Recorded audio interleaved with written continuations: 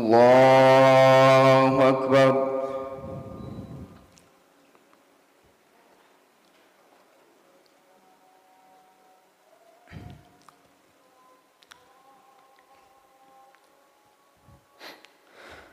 بسم الله الرحمن الرحيم. الحمد لله رب العالمين الرحمن الرحيم مالك يوم الدين إياك نعبد وإياك نستعين اهدنا الصراط المستقيم صراط الذين أنعمت عليهم غير المغضوب عليهم ولا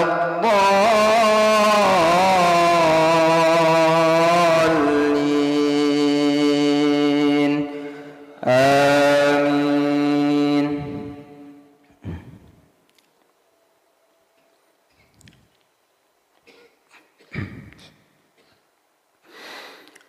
ولمن خاف مقام ربه جنتان فبأي آلاء ربكما تكذبان ذواتا أفنان فبأي آلاء ربكما تكذبان فيهما عينان تجريان فبأي آلاء ربكما تكذبان فيهما من كل فاكهة زوجان فبأي آلاء ربكما تكذبان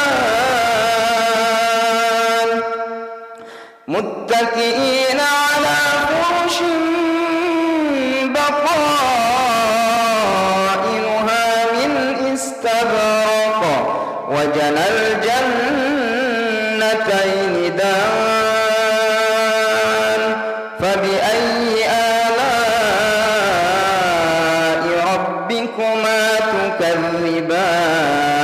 تكذبان فيهن قاصرات الطرف لم يطمثهن إنس قبلهم ولا جان فبأي آلاء ربكما تكذبان كأنهن الياقوت والمرجان فبأي آلاء ربكما تكذبان هل جزاء الإحسان إلا الإحسان فبأي آلاء ربكما تكذبان ومن دونهما جنتان فبأي آلاء ربكما تكذبان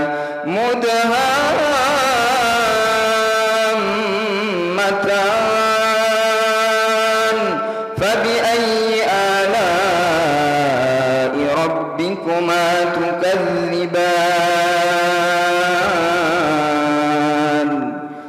الله أكبر.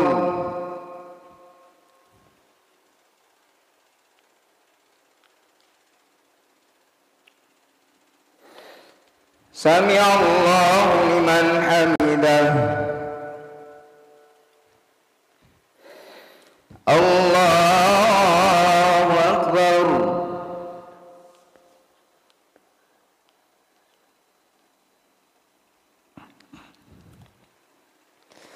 الله أكبر.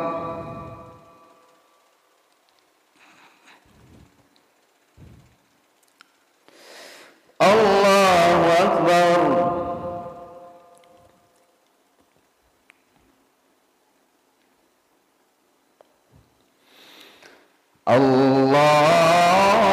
الله أكبر.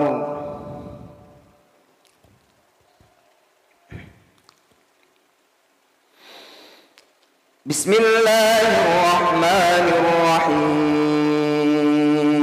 الحمد لله رب العالمين الرحمن الرحيم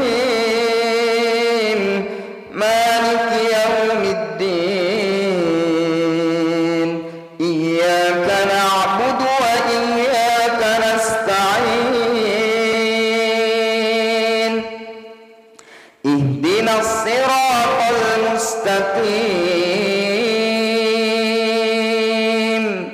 صراط الذين أنعمت عليهم غير المغضوب عليهم ولا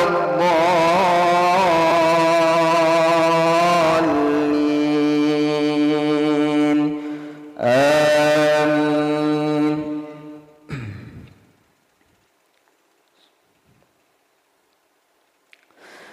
فيهما عينان نضاختان فبأي آلاء ربكما تكذبان فيهما فاكهة ونخل ورمان فبأي ربكما تكذبان فيهن خيرات حسان فبأي آلاء ربكما تكذبان حور مقصورات في الخيام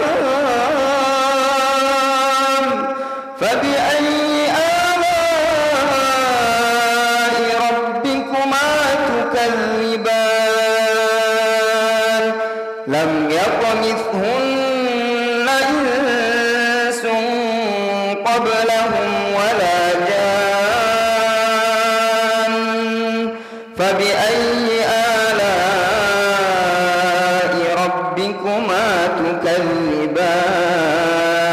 تكذبان متكئين على رفرف خضر وعبقري حسان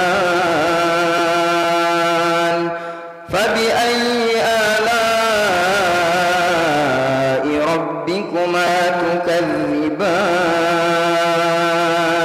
تبارك اسم ربك ذي الجلال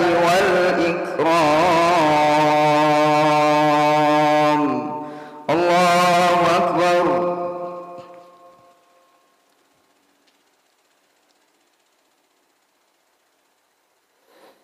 سمع الله لمن حمده. الله أكبر.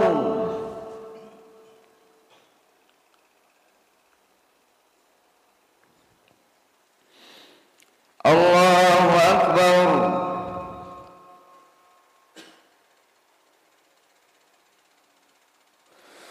الله أكبر.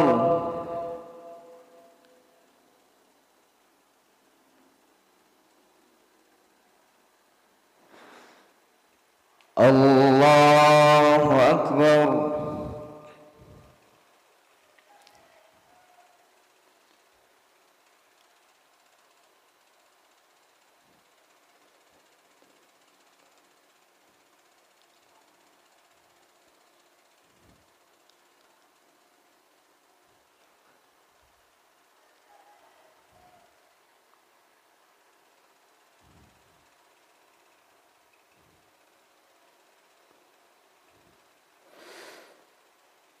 Assalamualaikum warahmatullahi. Assalamualaikum warahmatullahi.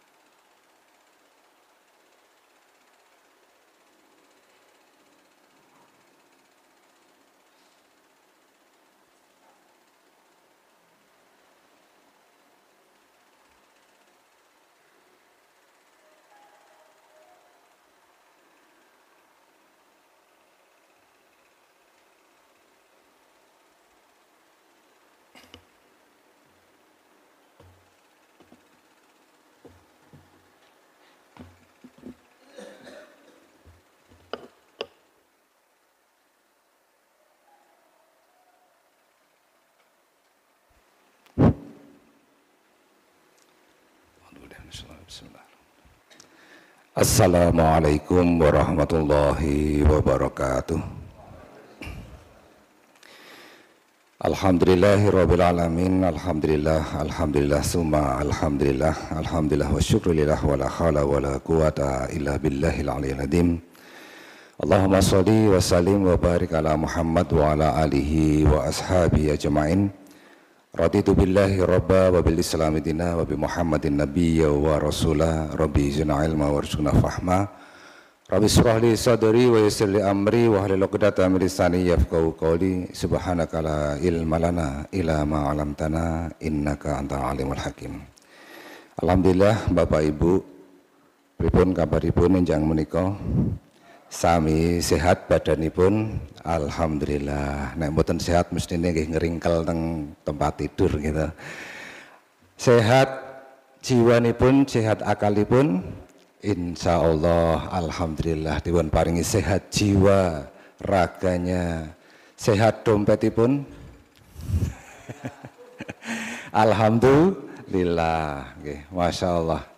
Bapak Ibu jamaah pengajian subuh ceria rahimakumullah ingkang kula hormati, langkung rumiyin estu monggo kita tansah ngunjukaken puja puji syukur wonten ngarsa dalem Allah Subhanahu wa taala awit paringipun nikmat dumateng kita sedaya, khususipun wonten ing enjang menika. Di pagi hari ini kita dilimpahi nikmat yang luar biasa. Dan sungguh Allah itu tidak pernah sedetik pun menghentikan nikmatnya, mboten nate leren, mboten nate mandek, anggenipun paring nikmat dumateng manungsa. Khususipun kita enjang menika pinaringan enteng, pinaringan kiat, pinaringan sempat saged nindakaken ibadah kagem awake dhewe dedebe takorub dumateng Gusti Allah inggih menika kanthi awujud saged nindakaken ibadah salat subuh dengan berjamaah kanthi berjamaah ing pangajap nggih mugi-mugi amal-amal kula panjenengan sami menika kacatet amal ingkang ikhlas ingkang ing samangke badhe dipun bales dipun paringi piwales saking Gusti Allah sebaik-baik balasan. Amin Allahumma amin. Bapak Ibu rahimakumullah, enjang menika kula badhe ngaturaken setunggal ayat nggih menika. A'udzubillahi minasyaitonir rajim. Bismillahirrahmanirrahim. Wa nunazzilu minal Qur'ani ma huwa syifaa'u wa rahmatul lil mu'minin. Pilih sak temene Gusti Allah menika, Allah Subhanahu wa taala itu menurunkan Al-Qur'an, nurunaken Al-Qur'an dumateng awake dhewe. Salah satu maksudipun, salah satu tujuanipun, salah setunggal karepe Gusti Allah niku nggih menika di antara maksud-maksud dan tujuan yang lain, karena banyak di dalam ayat itu dijelaskan maksud dan tujuan daripada diturunkannya Al-Qur'an untuk kita, yaitu ma huwa syifa wa nunazilu, dan kami turunkan ingsun turunaken Quran iku minangka syifa. Syifa menika napa? Tombo, obat. Dados Quran diturunke dening Allah Subhanahu wa taala melalui Kanjeng Nabi Muhammad sallallahu alaihi wasallam niku salah satu tujuannya adalah agar bisa menjadi obat, agar bisa menjadi tombo kagem manungsa nggih awake dhewe niki. Ma huwa syifa, syifa sebagai obat, wa rahmatul lil mukminin, lan uga dados rahmat, dados nikmat, dados wujud sayangipun Allah marang manungsa. Lah nek maksude obat niku napa njuk Quran diumpi ngoten nggih mboten. Bapak Ibu rahimakumullah. Teng alam donya menika ada beberapa rasa sakit. Ada wonten nggih rasa sakit jenisipun siji sakit jasmani utawi badani. Misale nggih terluka nggih. Wonten penyakit-penyakit sing tampak secara penglihatan. Tapi ada juga penyakit-penyakit sing boten tampak. Nek didelok niku nggih ketoke sehat, tapi ternyata jebulane sakit, lagi loro. Nate Pak jenengan sakit hati. Nate Bu jenengan loro hati. Ketoke sehat nggih, ning atine lagi kelaran. Nah Bapak Ibu rahimakumullah, salah satu obat untuk sakit hati, mbuh mergo kecewa, nggih, mbuh mergo selenco antara keinginan, antara harapan dengan kenyataan, beda karep, nggih, beda karep, karepe ora kelakon. Di pengangen-angen kudune ngene kok dadine ngene. Nah itu kadang-kadang yang kemudian menjadikan manusia itu muncul rasa sakit di dalam hatinya, rasa kecewa, bahkan kadang-kadang nek kebablasan niku nggih lajeng nyuwun sewu, ada yang kemudian sampai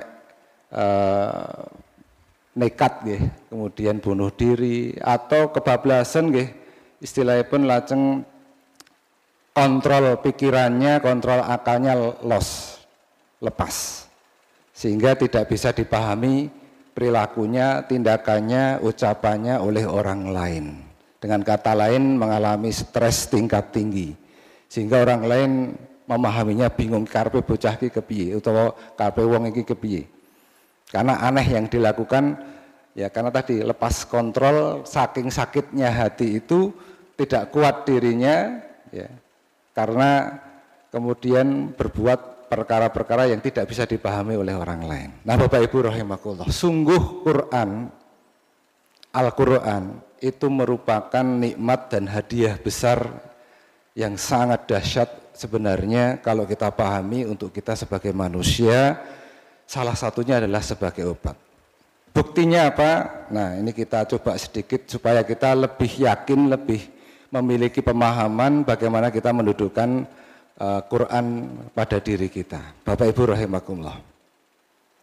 Obat itu akan berfungsi efektif ketika misalnya seorang dokter memberikan resep, memberikan tuntunan agar kita bisa sehat, diberi resep. Misalnya resep itu hanya kemudian kita baca saja, diwaca bola bali resep. Walaupun jane nek tulisannya dokter yang angel tenan diwaca. Nggih, apalagi tulisan resep gitu kan. Biasanya karena dirahasiakan. Yang tahu ya sama-sama profesi sebagai pengobatan ya. Nanti yang bisa membaca ya apoteker gitu kan. Oh iki maksudnya obatnya iki. Biasanya kan nulisnya cuma alat-alat gitu kan. Nah Bapak Ibu rahimakumullah, kalau kita misalnya tulisannya jelas, resep itu hanya kita baca saja. Obatnya ini, kita baca berulang kali. Kira-kira penyakitnya sembuh enggak? Lameng diwaca kok. Tidak akan memberi efek pada tubuh kita. Tidak akan memberi efek pada penyakit kita. Pun demikian kalau Quran itu hanya dibaca, bukan berarti saya meremehkan atau saya kemudian menyepelekan tentang membaca. Sungguh membaca Quran itu adalah ibadah. Tapi maksud dan tujuan Allah Subhanahu wa taala menurunkan Quran itu bukan hanya untuk dibaca. Sebagai resep, sebagai obat, itu bukan hanya untuk dibaca. Jenengan diparingi resep. Misalnya Bu, jenengan diparingi resep dari master chef ya, tukang masak sing ahli, carane nggawe masakan sing enak. Itu resepnya hanya dibaca saja. Apakah kemudian muncul di hadapan jenengan masakan sing enak? Tak mboten ta nggih. Omeng diwaca tok kok. Maka Quran itu pun sama. Ketika kita hanya baca saja, meskipun bukan saya meremehkan membaca Quran itu satu hurufnya berpahala 10 kebaikan. Tapi kalau hanya dibaca saja itu selencu kalih karepe Gusti Allah. Karena Allah tidak hanya mengharapkan atau kita membaca saja. Membaca itu juga diperintahkan sebagai sebuah ibadah, tetapi jangan berhenti sampai membaca. Pahami maknanya, laksanakan apa yang ada di dalamnya yang berupa tuntunan. Itu yang dikarepke Gusti Allah. Itu baru kemudian Quran itu akan bisa menjadi obat untuk kita. Satu contoh Bapak Ibu rahimakumullah. Terkait dengan kebahagiaan. Orang yang kecewa, orang yang sakit hati itu artinya orang yang sedang tidak bahagia. Nah, bahagia manusia itu sebenarnya tujuan atau efek samping dalam kehidupan kita ini. Bahagia itu kalau dianggap sebagai tujuan, maka sebenarnya adalah pemahaman yang tidak pas. Karena apa? Sebenarnya orang bahagia, atine seneng, atine tentrem, atine ayem, itu hanyalah sebagai efek samping, akibat samping. Dari apa? Dari aktivitas, dari amal, dari perbuatan manusia. Ketika seseorang melakukan aktivitas, nah salah satu efek sampingnya itu adalah bisa berwujud yang namanya rasa senang, rasa bahagia, rasa ayem, rasa tentrem karena sudah melakukan aktivitas. Maka Bapak Ibu rahimakumullah, bahagia ini adalah pemberian dari Allah Subhanahu wa taala yang berupa rasa nyaman, rasa tenang di dalam hati, rasa ayem, tentrem, rasa lego, rasa obet di dalam dada kita. Dan dialah Allah huwaladzi anzala sakinata fi qulubil mu'minin. Dialah Allah yang menurunkan, yang menyuntikkan, yang memasukkan sing nglebokke rasa bahagia, sakinah, rasa ayem tentrem di dalam qulubil mu'minin, di dalam hatinya orang-orang yang beriman. Maka kebahagiaan itu adalah efek samping. Kenapa? Karena itu pemberian dari Allah Subhanahu wa taala. Ketika manusia melakukan aktivitas, nindake ngamal, itu salah satu efeknya Allah akan suntikkan rasa bahagia di dalam hati kita. Contoh nih, kita sudah melaksanakan sholat subuh tadi. Rasa hati kita bagaimana Pak setelah kita melaksanakan sholat subuh? Plong, gitu, lego, ayem. Itu adalah rasa yang Allah berikan di dalam diri kita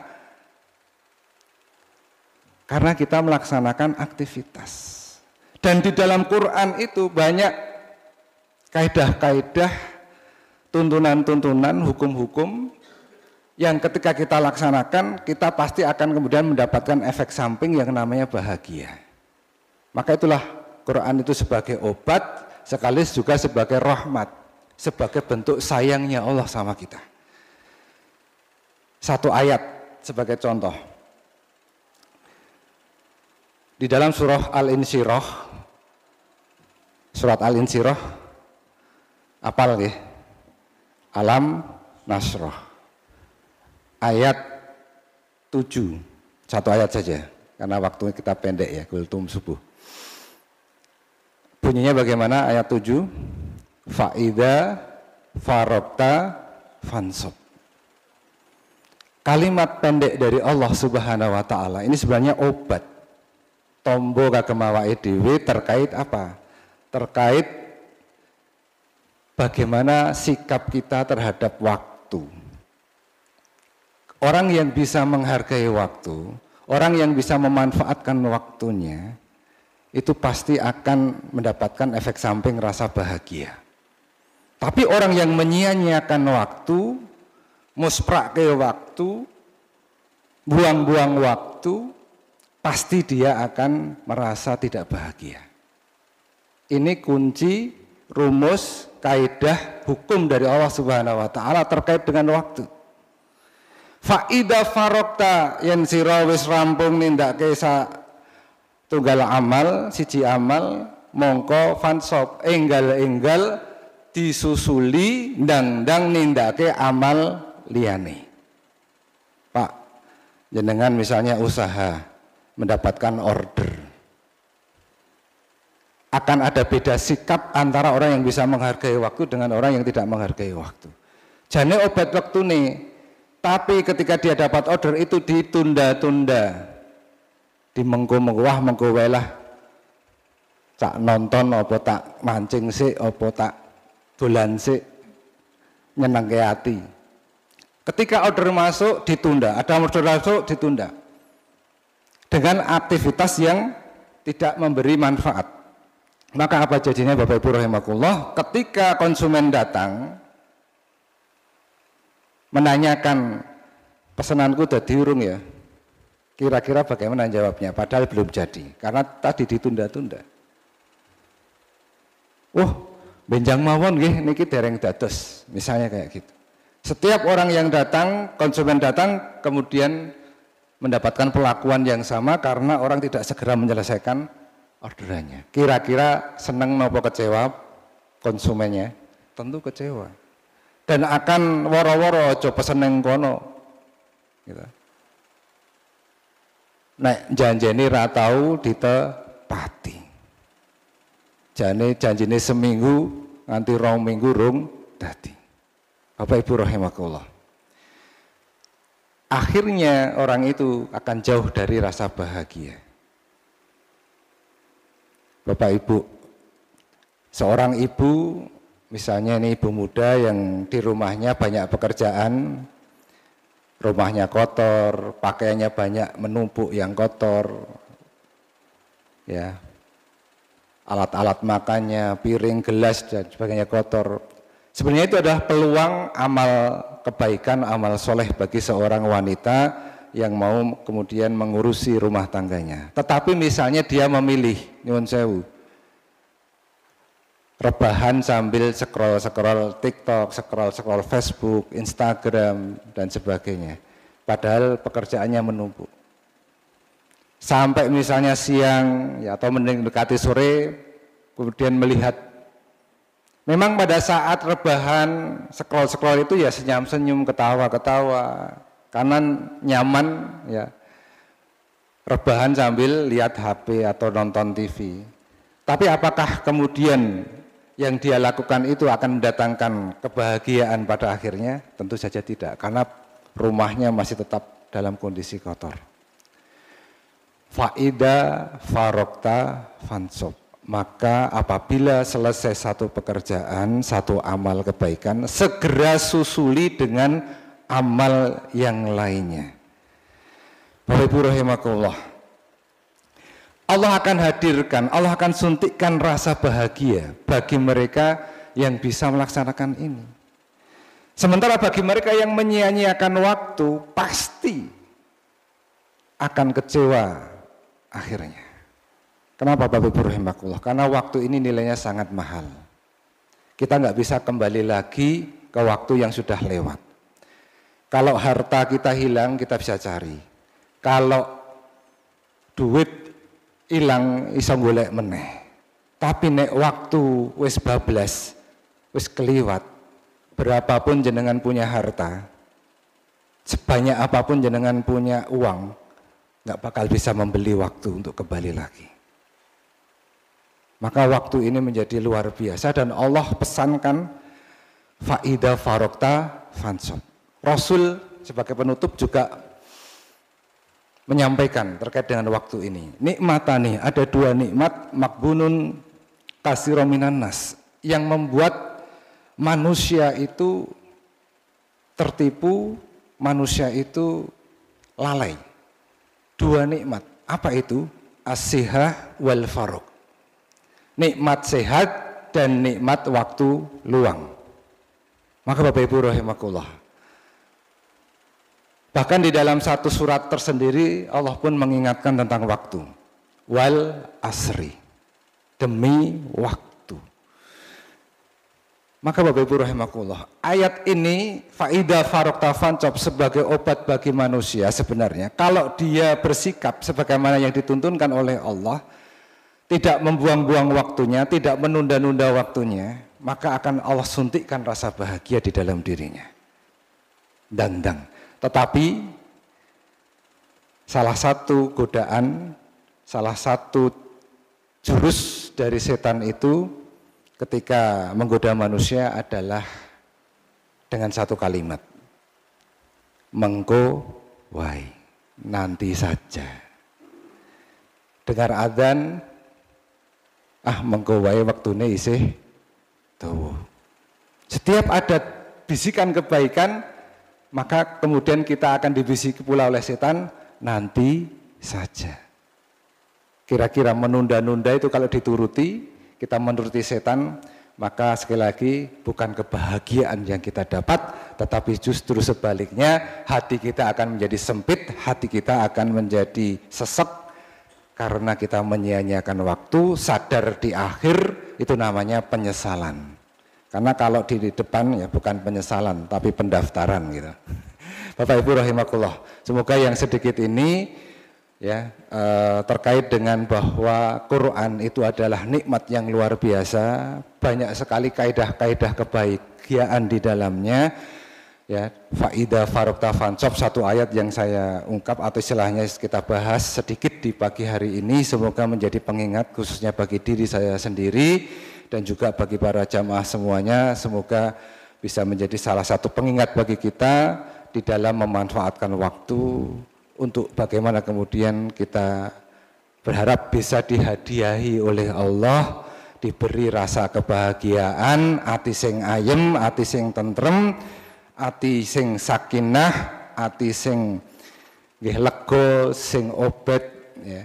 Dengan kita berusaha untuk mengikuti resep petunjuk obat kaidah dari petunjuk-petunjuk Allah Subhanahu wa taala. Semoga Allah senantiasa bimbing kita, senantiasa juga memaafkan kita, mengampuni dosa-dosa dan salah kita. Kalau kita banyak menyimpang dari tuntunannya, semoga kita termasuk orang-orang yang kemudian diampuni oleh Allah Subhanahu wa taala, diselamatkan di dunia wal akhirah. Amin amin Allahumma amin. Billahi taufiq wal hidayah. Mohon maaf apabila banyak salah kata. Wassalamualaikum warahmatullahi wabarakatuh.